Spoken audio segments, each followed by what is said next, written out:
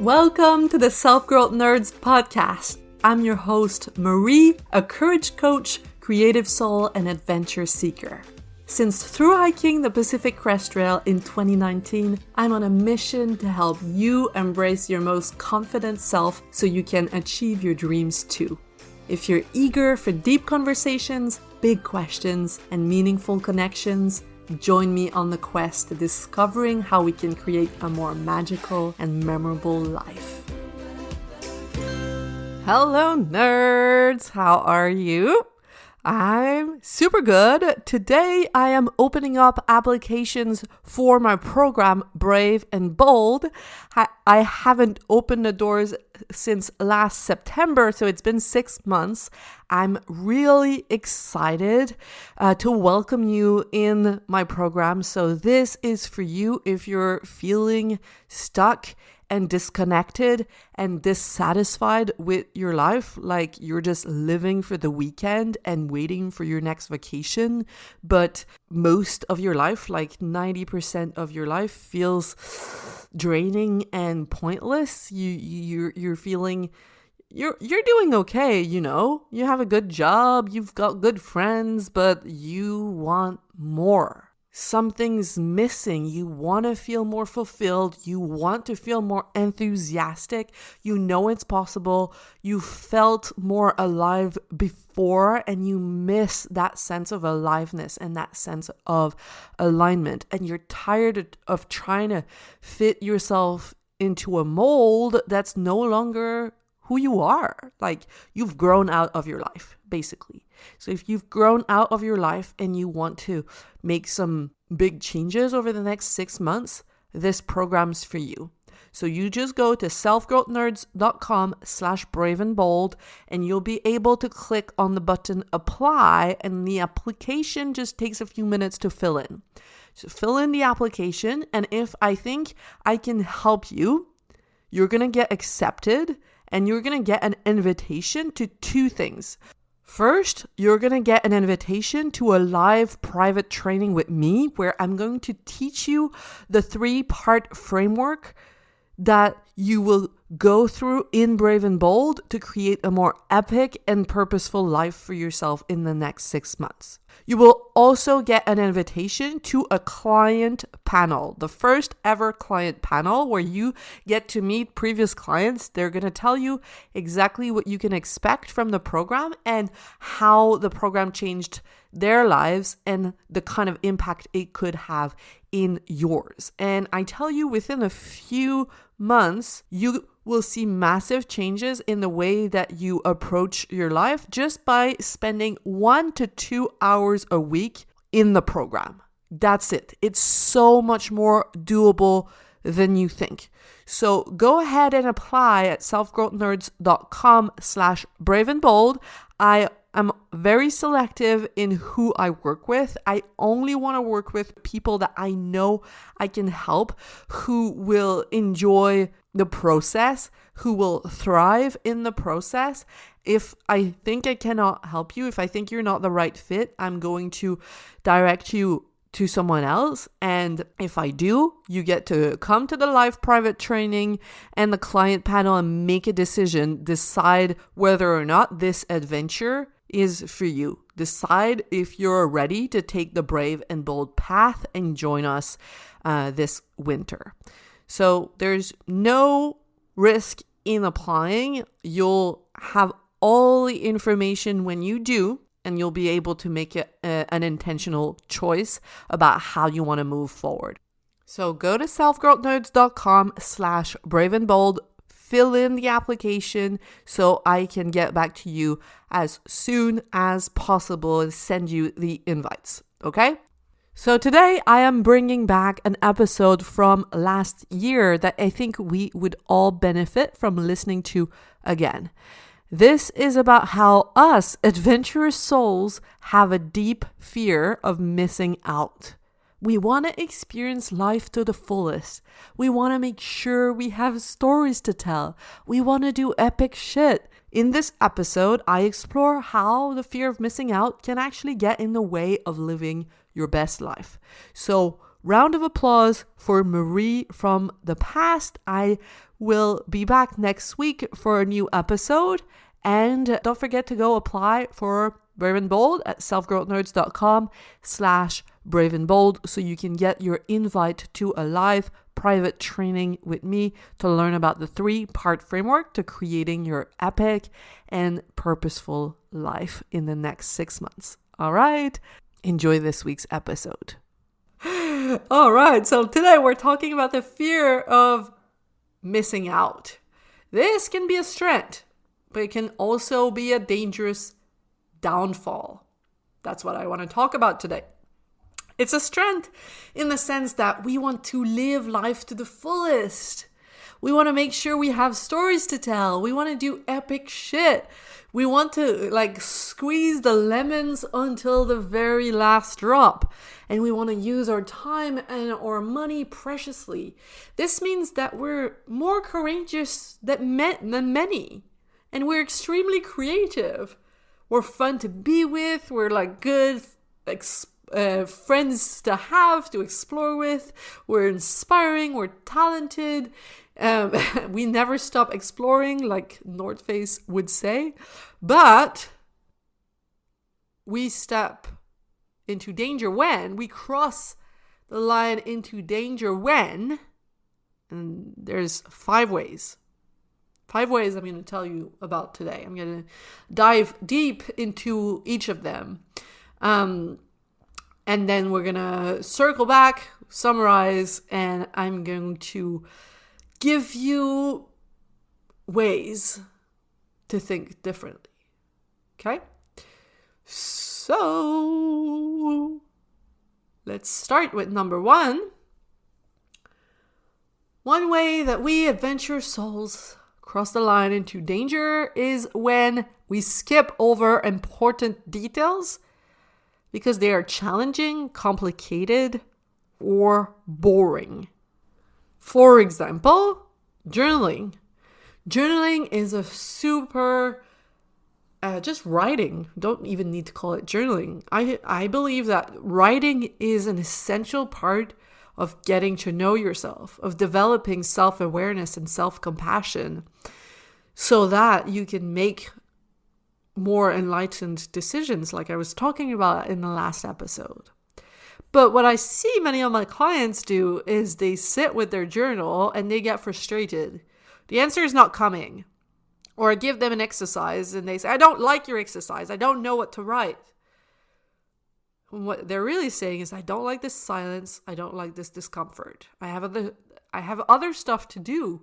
Like, I need to do my laundry. Why are you asking me to sit with that discomfort? Okay?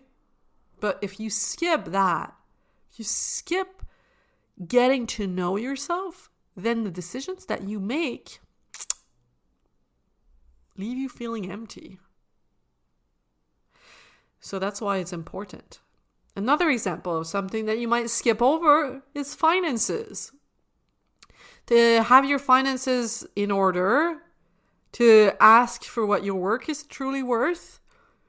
We are creative, generous people, and we're like, oh, I'm going to do it for free just because I love you. I love what I do. Don't worry. I'm going to help you. Don't spend a buck. Or we're like, oh, I'm going to spend all my money because you only live once. Let's go on an adventure. Empty your bank account. Because hashtag adventure. Okay? But when we do that, we're not building the foundation that's going to sustain us long term. Another thing that we might skip over that I know I have is legal matters. Like forgetting to sign a contract in an important situation because, it's not romantic. Like, I trust the people. But this is dangerous because everyone's not on the same page. You just by signing a contract, just making sure that everyone's on the same page going forward. Then another thing that you might skip over because it's challenging or boring is eating, peeing, resting. It's like, why would I take care of my body when my soul is on fire? It's like, oh, I just want to see my friends, have energy, do fun things, and I don't want to sit here and rest. I don't want to sit here and eat. I don't have time for this. I have adventures to go on. But taking care of your body is so important in order to feel strong enough to keep moving. Just like sitting with your journal, just like sitting with your finances, just like sitting with boring things like contracts. These things all help you sustain yourself in the long term. Ensure that you can live the life that you want as comfortably as possible. So that's why it's important to learn to sit with the discomfort of these kinds of tasks. Now, number 2, another way that we cross the line into danger is that we associate incessant action with worthiness. And we feel empty when slowing down to take a breath and evaluate. And that ties in with the first one. I mean, they're similar. That's what capitalism has taught us. If you're not producing, you're not worthy. The more you produce, the worthier you are. It's ingrained in our subconscious. So achieving something feels good, and resting feels awful, unless we've kind of deserved it because we did something really big. Then it's fine. Then we give ourselves the permission. I remember about 10 years ago, I was with my family on the dance floor of a cruise ship. We were spending a week there to celebrate my grandma's 80th birthday, and we're dancing. And I remember my aunt telling us, "We can't stop dancing, otherwise the boat is going to sink." And I don't know why that sentence stuck with me, but it did, because this is how I've been living my own life. You must not stop doing, otherwise the boat will sink. My usual pattern is one of production. Production doesn't scare me. What scares me is an empty calendar, slow progress, stagnation. I mean, you're doing something wrong when you're like, "Oh, I need to poop. I'm going to wait. I have too much to do." That doesn't work. And one of my clients was telling me they got sick and they had to stop everything for a week. And they said, "I'm almost happy that this happened, so I get a break." It's like they felt justified in taking a break. And they were like, "Oh, thank God I got sick. Now I can rest without feeling guilty." But that is a sign that there's something you're not doing right. And that you need to learn how to rest, how to take care of yourself, so that you don't go full steam and then break, full steam and then break, because it piles up. I mean, after a crash, you're never as strong as you used to be. Like they say, don't let your computer lose its charge completely, because then the battery is not as powerful. It's the same with you. There are moments where growth is in perseverance and commitment, but there are also moments where growth is in slowing down. And we have to learn to know the difference. That's also something I coach my clients on in Brave and Bold. Now be careful here, because what's your usual pattern? Perhaps it's the same as mine. Action, action, action, action. Then you need to learn to be okay with slowing down and the discomfort that comes with that. Like you feel like you're doing nothing when you're resting, but you're not doing nothing. You're recharging your batteries. And we must value that. But perhaps your pattern is in inaction or shallow action. Maybe you're an overthinker who obsesses about perfecting every little details and starts a bunch of things but doesn't finish. Then your work is learning to be okay with taking imperfect action. Okay? Sometimes we do too much rest or too much of the wrong kind of actions, too much of the perfectionism, and then we feel exhausted. We don't feel exhausted because we have done too much. We feel exhausted because we have been overthinking what we've been doing too much. And then what we need to learn there is not resting. It's taking imperfect action without judging ourselves. And I'm going to say that again because I want to make sure you understand. Maybe your pattern is like mine. When you do, and then you get burnt out. So you need to slow down. But maybe your pattern is that you do, but what's exhausting you is not the doing. It's the beating yourself up while you're doing because you're trying to make it perfect. Do you see the nuance there? If that's you, if the second one is you, the resting is not, it's not going to do much. Of course you want to rest. But you don't want to indulge in too much resting because that's not where the problem is. The problem is everything you tell yourself in your mind. And maybe you're a mix of both. Actually, I think we're all a mix of both. But it's getting curious about what your usual pattern is. Like, what's your main tendency?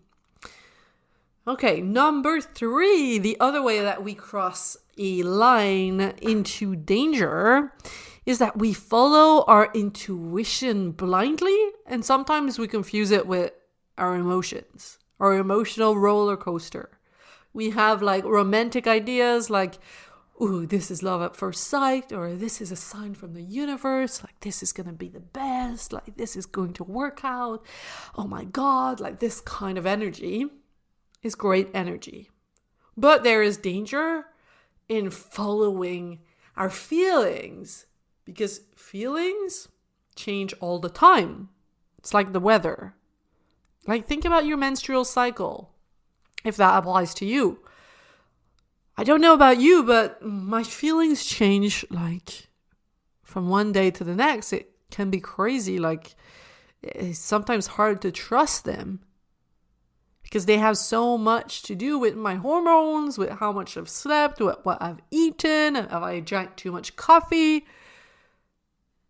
If I were to make decisions from a place of excitement all the time, I would always leave when it gets challenging. Okay? If I was to like, oh, this is exciting. I have a great idea. Let's go there. I would never build anything meaningful. That's what Cara Lowenthal in her podcast Unfuck Your Brain calls perfectionistic fantasy.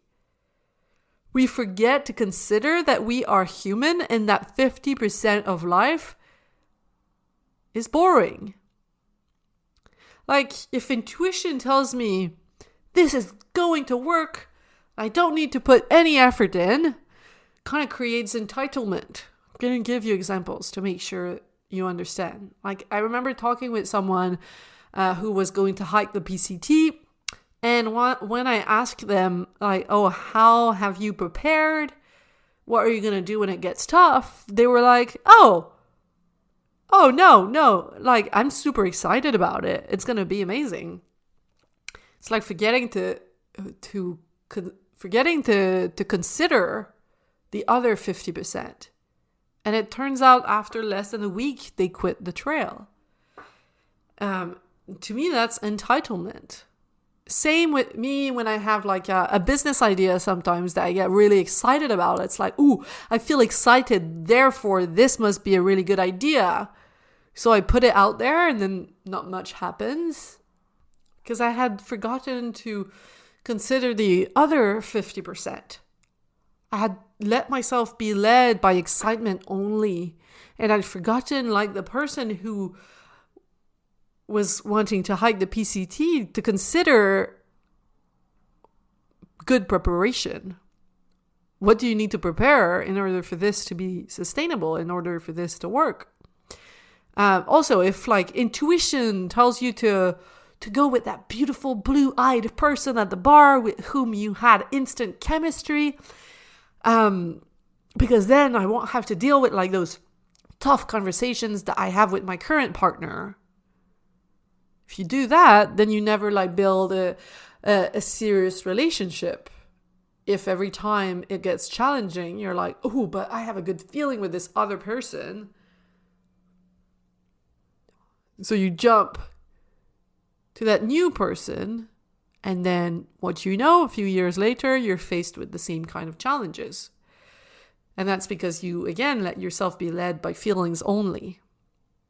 There's a movie that I love called Take This Waltz with Seth Rogen and Michelle Williams. And Michelle leaves him because she finds like a deeper, more romantic connection with this other character. And then you see that time passes and she realizes it's just the same everywhere. I mean, it's not exactly the same, but everyone has their flaws. Everything gets boring at some point because 50% of life is just boring. And we expect it to be exciting and extraordinary all the time. That's where we make a mistake. Another thing with intuition is it tells you to throw everything you've built out the window and try a new idea just because you feel like it. Because you know it's going to be a massive success. Like the example I gave you earlier. Instead of working out the boring details and fixing what you already have. 50% of life is boring. Like, have you ever through hiked? It looks amazing on Instagram, but most of it is about walking, and seeing some of the same landscape, especially in Oregon. Nothing against Oregon, but there's just a bit less landscapes than in California. So that's the danger with following your intuition or following your emotions. Okay. Number 4, another thing we do that's dangerous is we think we will feel better over there in a more outdoorsy town or a more romantic relationship. So we try to change the circumstance in order to feel better, but what we forget is that wherever we go, we bring our human brain with us.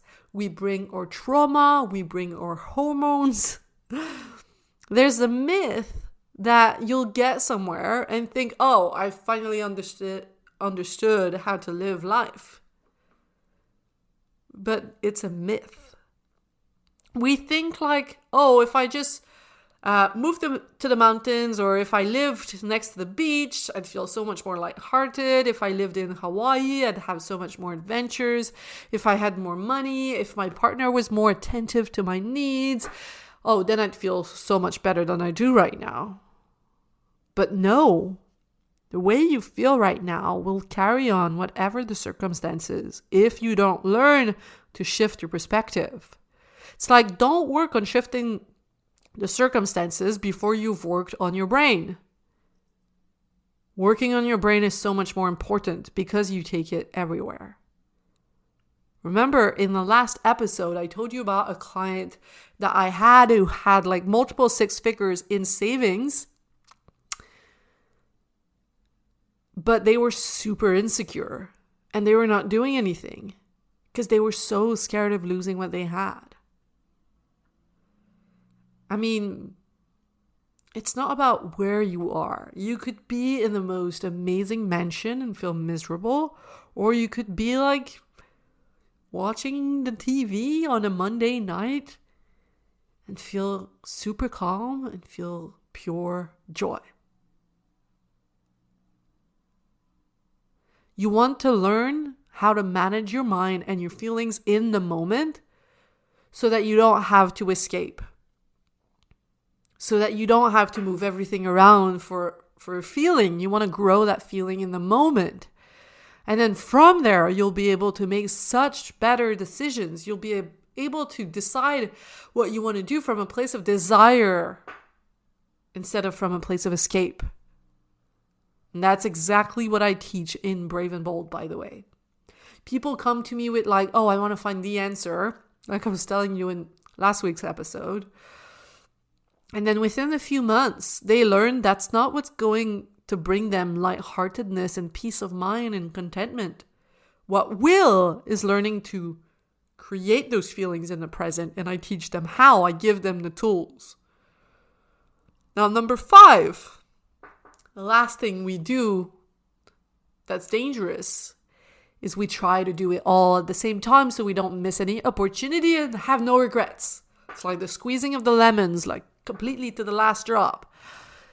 All the lemons. That's last week's episode, so I'm not going to go in depth here. But we try to do it all and it doesn't work and we burn out.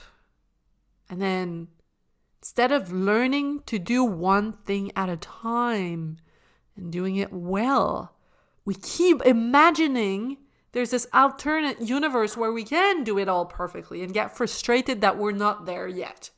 We keep wishing for a different reality than the one that we have. But it doesn't exist. So you're wasting your energy by wishing you were capable of doing it all. People that you see, that you imagine are capable of doing so, trust me, something's going on somewhere. Okay? So the result of all of this is that because you fear missing out on life, you work really hard and you do all the things and you try to be in all the places, but you end up exhausted because you're building really fast on shaky foundations. And it's leaving you feeling scattered, frustrated, inadequate, confused, insecure. You're everywhere you need to be, but you're nowhere deeply. Whatever you do, part of your mind's somewhere else, thinking about the next thing you're supposed to do. And you've tried filling up that hole in all kinds of ways, but it hasn't worked. Something's still missing. So you no longer trust yourself, and that's the worst. You've lost trust in yourself. So the work that you, beautiful, adventurous soul, need to do here, and I count myself in that, not perfect, is first to be gentle with your wild spirit.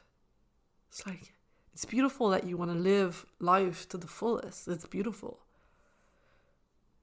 Be gentle with that.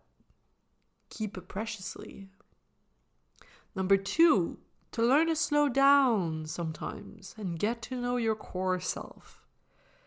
See that you can survive the uncomfortable feelings that rise to the surface when you're in stillness, when it appears like you're not doing anything. You're not doing nothing. You're resting, you're recharging, you're realigning, you're evaluating so that you can then better move forward. Number 3, realize that there is no rush to get anywhere and that you can create joy and peace of mind no matter where you are. One brick at a time. And it's okay to just commit to one thing at a time. Life is not going anywhere or slipping through your fingers. Life is right here, right now.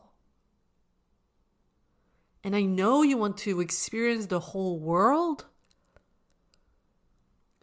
But let's say you tried traveling the whole world in a year. You'd have to spend such a short time in every country. Wouldn't you prefer to see maybe less countries, but see them for real? Do you want to just dip your toe in a million pools? Or do you want to take a really satisfying swim in a smaller number of pools? That's a very strange analogy. Very strange analogy. I think the countries one works better. The traveling one works better. It's like you gotta slow down in order to experience the deep value. That's something I learned from the book, The Soul of Money. It's called sufficiency. Knowing that you have enough in what's right there. And yes, your life's going to change. It's going to evolve. You're going to try different things. But how about you focus on what you have right now? Truly tasting it. And one of my clients was saying like, oh, but I don't want to become like, I don't want to lose my enthusiasm. I love that part of me. And I said to them, you don't need to lose your excitement, your enthusiasm. It's part of you, but it's just one part of you. And maybe it doesn't get to lead the way anymore. Maybe it's part of the decision. The excitement is part of the decision, but there's a different part of you that's more compassionate, that's more caring, that thinks about sustainable living, that's going to make the decisions at the end of the day. See what I mean? It's like, thank you, excitement. I'm going to take your thoughts into consideration. I'm also going to take the thoughts of rest into consideration. I'm going to take the thoughts about time management into consideration, and I'm going to make an enlightened decision. Because remember, you're the witness of your thoughts. You are not your thoughts. So when you're excited, you're the witness of your excitement. You are not your excitement. So you get to decide what you want to do with that. You've seen where excitement has led you in the past. And for you, it might not be excitement and it might be a different feeling. But I know that as an adventurous soul, it's the case for many of us. We are led by excitement. And if it's led you to exhaustion in the past, I want to invite you to question this moving forward and to maybe make decision from a different place. All right. I have done this work. I keep doing it every single day with myself, as well as with my clients. And if you recognize yourself in this episode, if you're like, oh my God, I feel attacked. Stop it. This is unfair. Stop talking about me. Join us. Join us in Brave and Bold so that your adventurous soul can find peace, security, contentment. And if you think, well, why would I need to join now that you've told me what to do, basically? Now that I have all the information. If you're thinking that, I want you to listen to my client Flo. They're going to tell you their answer to this question. Why is it worth spending 6 months with me, with this community, going through this process, learning the tools? So here comes Flo. Yeah, and it's a bit like if you listen to a podcast on thought work, you listen to it for 20 minutes and then you go about your day and maybe you think about it a couple of times during the week, but there's nothing that sort of forces you to really apply it to your life. So you think about it, and I think that's a great way to introduce yourself to the concept. But if you really want to move quicker, like and really apply this in massive ways into your life, a coaching program like yours is really helpful. Basically, my main concern was, am I wasting my money? Because I know the principles of thought work, and I also have already my idea, and I think I know the basics of how to execute my side business idea. So I'm going to spend all this money and then for something that probably I could do myself. Why spend money there if I can do it on my own? That's it. Yeah. So even as I was clicking the whatever buy button, I was like, I don't know. We'll see. Like a bit of a leap of faith, like jumping, but like not really sure what the results are going to be. But I already think it was worth it. Because the Brave and Bold program really helped move things along more quickly, both from the method you teach and also the accountability, like the group encouragement and motivation to be. We're all working on our own things, but we're all working together. And I think that's really helpful. So yeah, I think it's been moving things more quickly. And the second thing, and I guess the more pleasant thing, is that it's really de-dramatized the whole process. A lot less mind drama. Even this week, where it's not a great, or it's kind of a wild week in terms of mind drama. My brain is telling me everything I do is rubbish. Nobody loves me. I should just hide under the covers or maybe run away in the woods. Even with all that, I'm really able to take a step back and see that it's just part of the process, and it's I'm not believing those thoughts. Definitely not as much as I would have before. So it's making whatever emotions and thoughts are coming up as I build my business, it's just easier to deal with them, and it makes it much more exciting to see what the results will be, whatever those are. Because I know through the process of creating that side income, even if it's, I earn $2, I will have learned a lot. And being in Brave and Bold makes that process much more enjoyable. It's still uncomfortable, but it's also enjoyable. Okay, I'm back. What do you think? If you want to join us, you can apply now. Applying takes just a few minutes. I ask you about where you are now and where you want to go, and then you have access to a workshop about my 3-part framework to creating a more fulfilling life.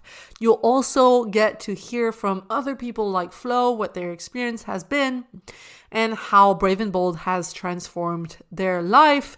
It's not just like a 6-month container. It's a threshold that you step into that's going to influence the rest of your life. All right. Have a beautiful week, my beautiful adventurous souls. You're not missing out on life if you're resting. You're just strengthening up so you can experience life to a deeper level. Don't forget.